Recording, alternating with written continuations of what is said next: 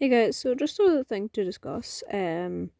First thing I'm going to discuss is why the character's now left-handed with a right-handed bow. That's because I have a right-handed bow and I done a pose reference myself. Just a thing to start off with. My main topic is going to be AI and my view on AI. So as far as I know, I might be a bit late on this. There's a video going about of this guy saying, I'll get up in a minute. Yeah, so it's this guy, Marcus. I don't know how to pronounce his last name. And I'll show you what it's saying. And I completely disagree with everything that he is saying, because it is completely wrong, and I'll show you why after the video. A lot of people are very angry about AI art, and that's why I want to talk to you today. AI art is sometimes the only way people with disabilities and people who were born with no talent can make art. I have no artistic talent, but I love the feeling I get when I'm creating art. I always put in effort in art class, but I always got a bad grade. AI lets me create beautiful challenge coins that look like this for my friend Jermaine, who is running for Chicago City Council. I can also create challenge coins for my show on YouTube that look like this one. A lot of writers are worried they're going to be replaced by AI. That may be true, but people with disabilities can see their dream stories coming alive with AI writing.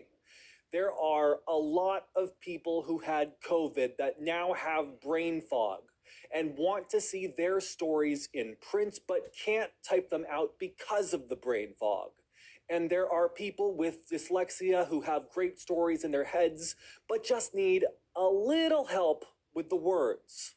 And then there's me with ADHD who can't focus for more than a second, so I procrastinate endlessly from sitting down to write the stories I want to. So, before you condemn AI art entirely, remember this is the only way some of us can get that great feeling from making art. A lot. Now, I completely disagree with this. And this is coming from an artist that has been drawing since she was 2 years old. Art is not something you get immediately. You don't get it the second, like, you decide you want to do art. It takes practice. Dozens and dozens of practice. As I said, I've been drawing since I was 2. That's years upon years of practicing and improving. These people are the examples. Beethoven was deaf. I don't know who that guy is, but we love him. That person has dyslexia, autistic, that struggles with concentration. They're in art school. They didn't specify the disability, they don't need to. They still manage to make art. And I don't think that AI should be classified as art at all.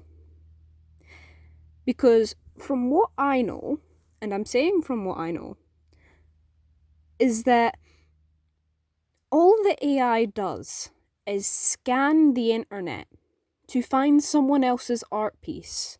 It alters that art piece by slight and then gives it to the person who's requested it. That's as far as I know of what it does. Now, you can give me information on this if you want. This is just my view on it. art takes practice.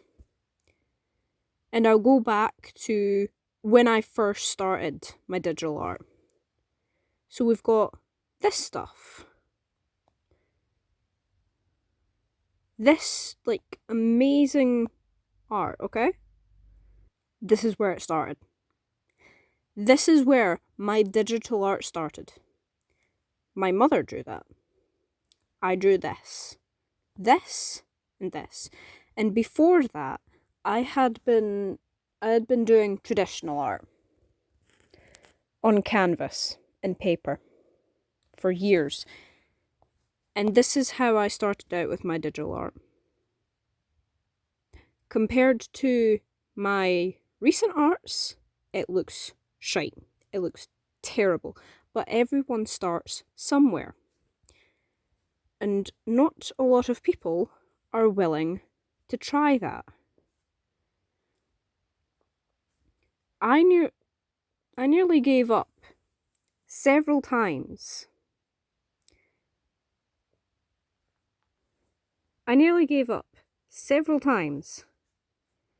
Because I thought, I can't do this.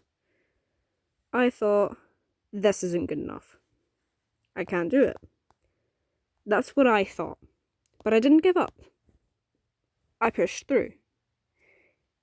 I continued to make art. So that gives no one the excuse to use AI to make art. And I'm saying art in quotes because it's not real art.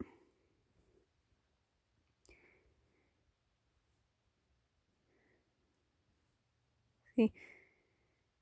That's my cat. Aside from that, there's no excuse that anyone can give me that I'll accept to use AI. None. I started out from this, that's my friend's work.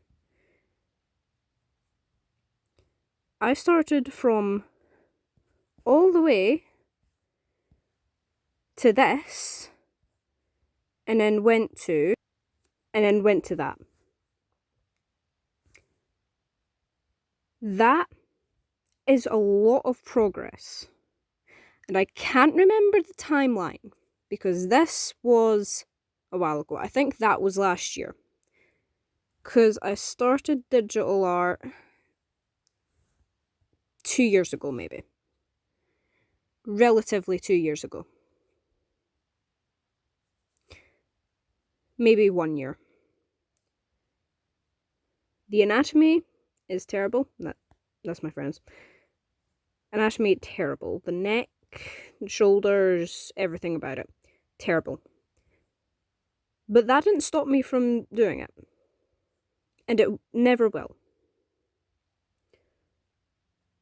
So that's the thing about art. You have to try. You have to keep going. You have to learn to keep going. Because if you don't do that, you're not going to get anywhere. There's this person, I was scrolling through TikTok, and they gave me a YouTube account. This was recent, by the way, so I'm suggesting it to you from this person. This is the Drawing Database, Northern Kentucky University. They do nearly everything. Anatomy for artists, basic shapes, figures, contour lines, more anatomy, poses. They do everything in a in-depth talk about it. And this is really good for helping even beginner artists, because yes, it may look complicated, but it's gonna be complicated unless you learn to do it. So, yeah. Also, thank you guys for 151 followers on my TikTok account. Yeah, I'm really grateful for that. So yeah, this is where I stand with AI. I hate it. It's specifically people that use AI for art. Again, art is in quotes. Like I said, it's not art if it's from AI. So yeah, thought I'd just put my input on that.